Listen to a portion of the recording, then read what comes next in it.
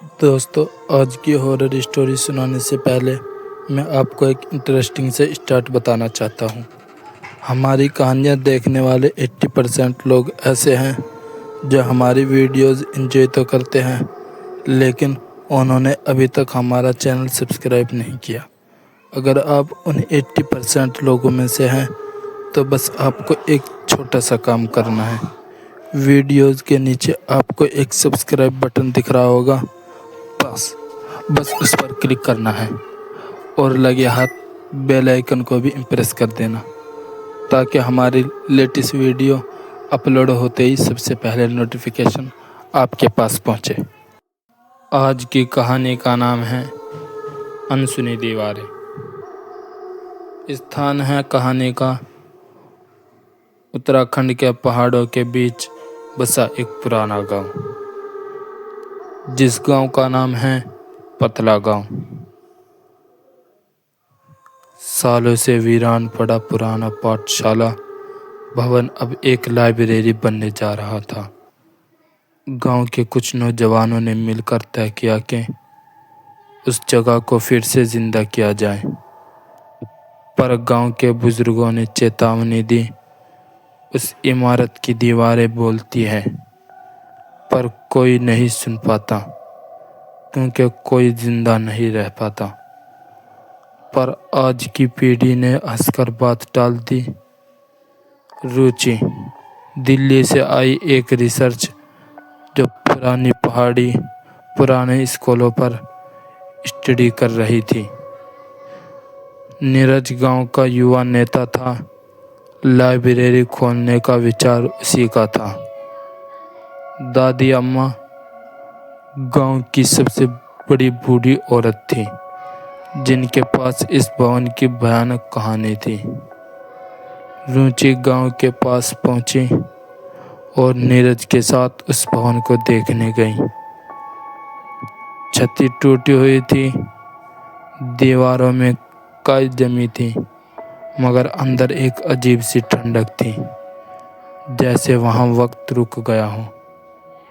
रुचि ने दीवारों पर कुछ अजीब से निशान देखे, जैसे पंजों के हो। ये ऊंचाई पर थे जहां कोई हाथ भी नहीं पहुंचा सकता। रात को रुचि ने रिकॉर्डिंग करनी शुरू की।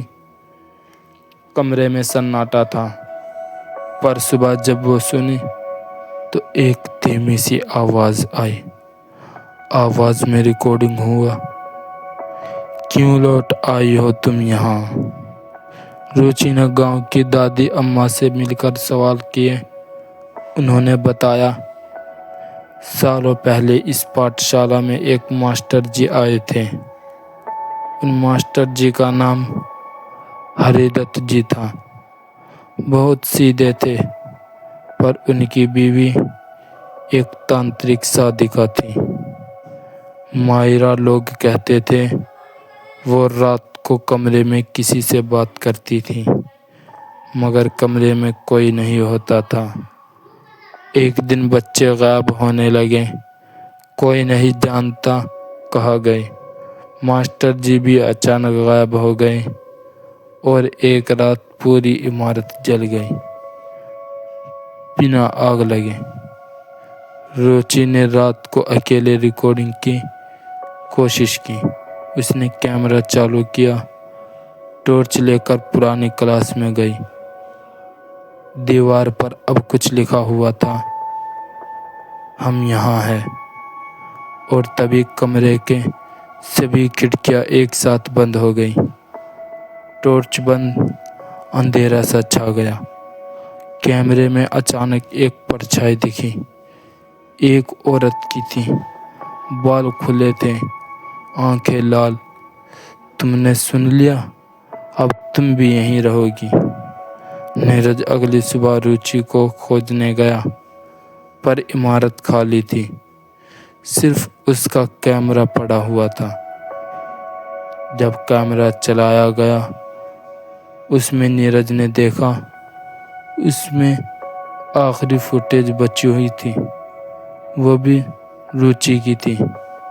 रुचि दीवार के साथ खड़ी थी और दीवार में धीरे धीरे समा रही थी, जैसे कोई गीली मिट्टी में धंस रहा हो।